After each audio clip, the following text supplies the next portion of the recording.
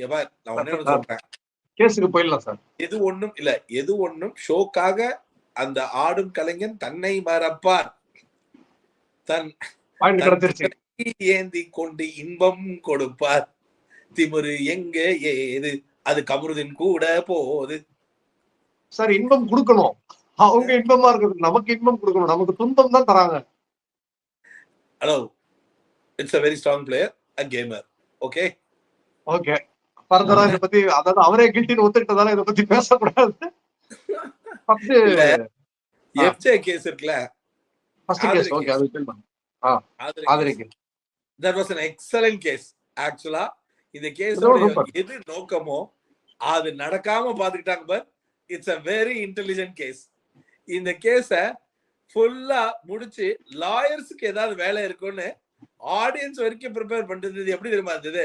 Sir, we are feeling guilty and plead அப்படின்னு ஒரு கோர்ட்ல. அது என்னது, இன்னைக்கு நான் கிளம்பி வந்துட்டேன், 4 ஜூனியர் ஆர்டிஸ்ட் வந்துட்டாங்க, ஸ்கிரிப்ட் ரெடியா இருக்கு, நீ பாடி கில்ட்டி ப்ளீட், எப்படியா கேஸ க்ளோஸ் பண்றது? see, very intelligent move. என்னன்னா, இந்த கேஸ வாதாடினாதான் சீன் ஆயிடும். இந்த கேஸ வாதாடவே கூடாது. ஏன்னா இந்த கேஸ்ல வந்து அக்யூஸ் தான், சரியா? அதனால அக்யூஸ்டே ஐயா ஆஜராயிரையா, அந்த கன்றாவி சாரிய கண்ணு மூடி ஒருத்தரையும் கண்ணை மூடாம ஒருத்தரையும் கேட்டுறாங்களையா அப்படின்னு சொல்லிட்டு கேஸ் முடிச்சு போச்சு. இப்ப இது என்னன்னா, உலகத்திலேயே கேஸ வின் பண்ணவே இவ்வளவு பதட்டத்திலயும் கோவத்திலயும் டென்ஷன். ஆமா, அது அவ துளி கூட கேஸ் ஜெயிச்சதுல சந்தோஷம். ஒரு 4 நிமிஷம் பேசினாங்கல்ல, அதாவது மனப்பாடம் பண்ணிட்டு வந்த மாதிரி ஒரு 4 நிமிஷம் பேசினாங்க. அதாவது சீன் பை சீனா அக்கா புட்டு இங்க இப்படி பேசினாரு, அங்க இப்படி பேசினாரு, ரம்யா கிட்ட சொன்னாரு, வியானா கிட்ட எல்லாம் சொல்லி முடிச்சானே, எல்லாத்தையும் கேட்டு நின்னுட்டு ஆமா தப்புதான் மன்னிச்சிருங்க சாரின்னு உடனே ஒரே லைன் ஆமாங்கயா தப்புதாங்கயா மன்னிச்சிருங்கயா அப்படின்னு இஸ்கியா இலக்கியா அப்படின்ற மாதிரி பட்டுன்னு முடிச்சு விட்டானுங்க. இப்ப என்ன ஆகி போச்சுன்னா, பார்வதி எனக்கு பேசுறதுக்கு இருக்குன்னு சொன்னீங்க இதுல அப்படின்னு நான் ரெடி ஆயிட்டேன். அதனால சார் கவுனம் எல்லாம் மாட்டிட்டு வந்துட்டேன் சார், நான் ஏதாவது கிராஸ் எக்ஸாமினேஷன் படிக்கிறேன். அமித் லாயர் மாதிரியே தான் பேசார். கில்ட்டி ப்ளீட் ஆயிடுச்சு, இதுக்கப்புறம் நீ என்னத்துக்கு நீ வாதாடி என்ன வேணும்னு கேக்குறியோ அதுக்கு ஸ்பேஸே இல்லாம அவன் சொல்லிட்டான். கோர்ட் நேரத்தையே வீணடிக்கிறீங்கன்னு எழுதலாம். கோர்ட் ப்ரொசீடிங்ஸ் என்னவா வேணா இருக்கட்டும், இது கோர்ட் இல்ல, பிக் பாஸோட டாஸ்க் தானே. ஒரு நேரத்துக்கு அப்புறம் எதிர்கட்சியாளர் ஜட்ஜ் என்று கூட பாராமல் ஜட்ஜ் குவார்டர்ஸில் போய் ஜட்ஜை 4 முறை சராமாரியாக கிழித்து கொண்டிருந்தார். அதுல என்ன ஒரு பயங்கரம்னா, பாரு வந்து சொன்னாங்க பத்தியா, அதாவது நீங்க பண்ணது ஒரு மிகப்பெரிய அநியாயங்க, இந்த வீட்டுல நியாயமா ஒரு மேட்டரை பாரு சொல்றதே அநியாயம் தான், இருந்தாலும் பரவாயில்ல. பாரு வந்து இவ்வளவு நான் வந்து ஒரு சாட்சியா கண்டென்ட் எல்லாம் ப்ரிப்பேர் பண்ணி வச்சிருந்தானே, எல்லாம் போச்சே வீணா போச்சேன்னு அரோரா வந்து ஆக்சுவலா என்ன பொறுத்த வரைக்கும் ஆதரிக்கு வந்து செம்ம காண்டே என்னன்னா, நான் வந்ததே இவனை காலி பண்ணி இவனை அசிங்கப்படுத்தி அவமானப்படுத்துறதுக்கு தான்.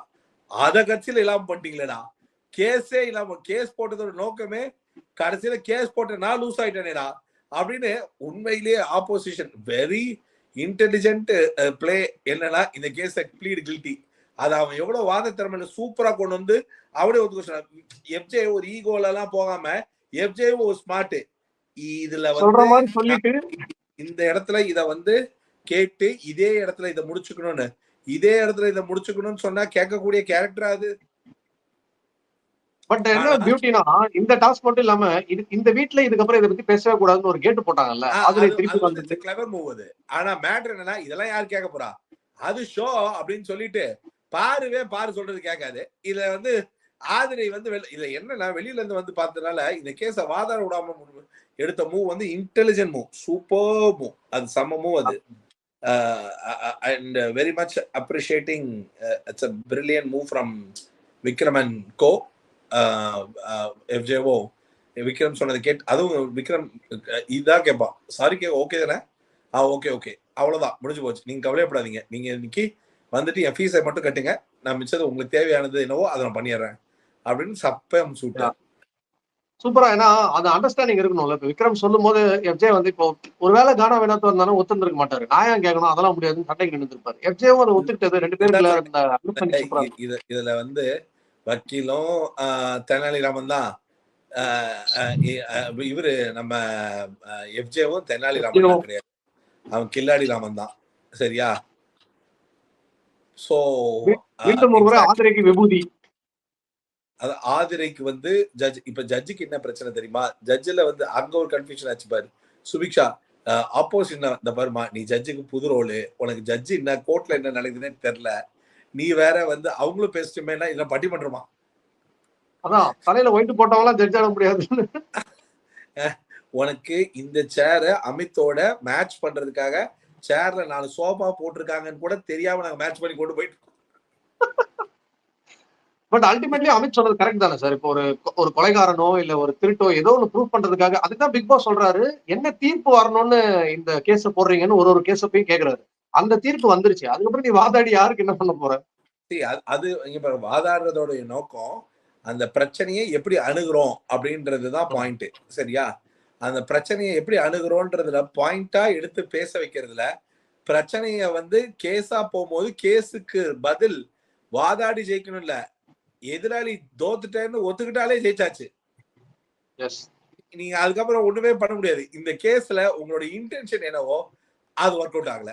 சோ கேஸ்ல ஆபரேஷன் சக்சஸ் பேஷண்ட் டெட், அவ்வளவுதான், முடிஞ்சு போச்சு. கேஸ்ல நீ ஜெயிச்சிட்ட, கேம்ல அவன் ஜெயிச்சிட்டான் அப்படிங்கிற அவ்வளவுதான். இந்த டாஸ்க்ல ஜெயிச்சவன் அவன், இந்த டாஸ்கில் இருக்கும் கேமில் ஜெயிச்சவள் இவள். இப்போ இந்த அமித் கிட்ட போய் 2 பேரும் பேசினாங்களே சார், அமிதா வந்துட்டு, அதாவது இப்ப ஆதிரையும் சொன்னாங்க, நீங்க அந்த மாதிரி பண்ணிட்டீங்க, நீங்க இது பண்ணிட்டீங்க.